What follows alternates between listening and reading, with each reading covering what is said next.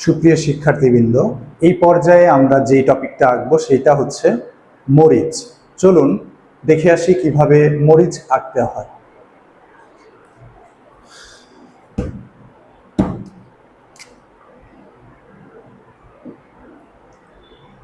প্রথমে আমরা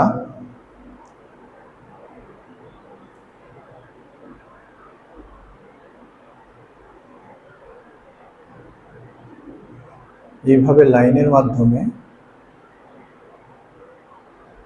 আপেলের শেপে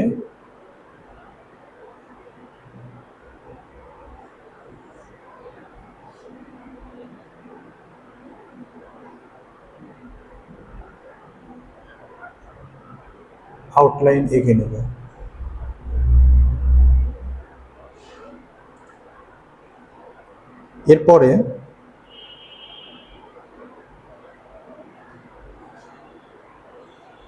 এরপরে আমরা এই সাইড থেকে এই সাইডটা একটু উঁচু হবে এবং এই সাইড এসে এইভাবে অ্যাডজাস্ট হবে।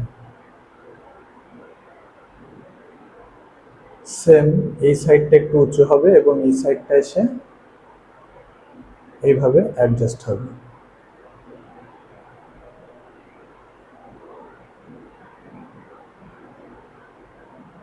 এই মেন অংশটা এগুলোর চাইতে একটু নিচে আসবে।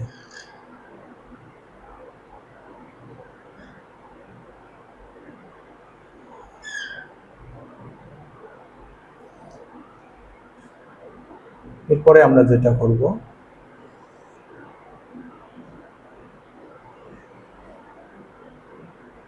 বোটা এঁকে নিতে পারি।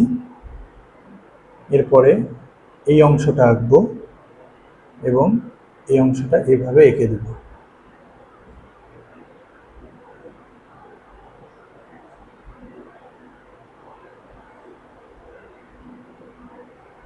এটা হলো ক্যাপসিকাম মরিচ। পাশে আমরা দেশি মরিচ এঁকে দিতে পারি। দেশি মরিচ আঁকতে গেলে আমরা প্রথমে এইভাবে লাইন টেনে নেব। গাজরের শেপে লাইন টেনে নিতে পারি আমরা।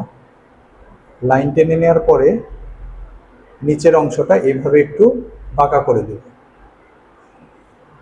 উপরের অংশটা নিচের তুলনায় মোটা হবে। এরপরে মরিচের মাথায় একটা ক্যাপের মতো যে অংশটা থাকে এই অংশটা আমরা এঁকে নেব। এরপরে বোটার অংশটা এভাবে ভেতরে ইরেজ করে দেব।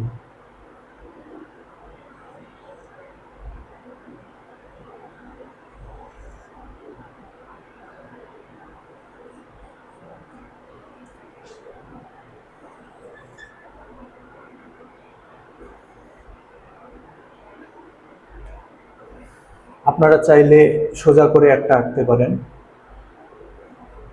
দেখিয়ে দিই। এই ভেতরটা ইরেজ করে নিয়ে উপরের অংশে মোটা, নিচের অংশে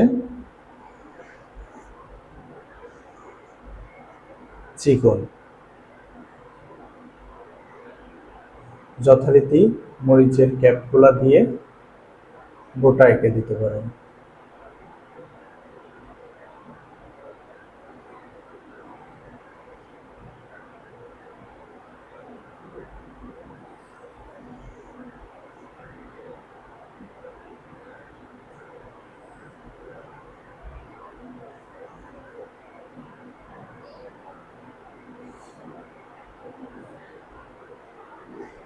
তো সুপ্রিয় শিক্ষার্থীবৃন্দ, এই ছিল মরিচ আঁকা।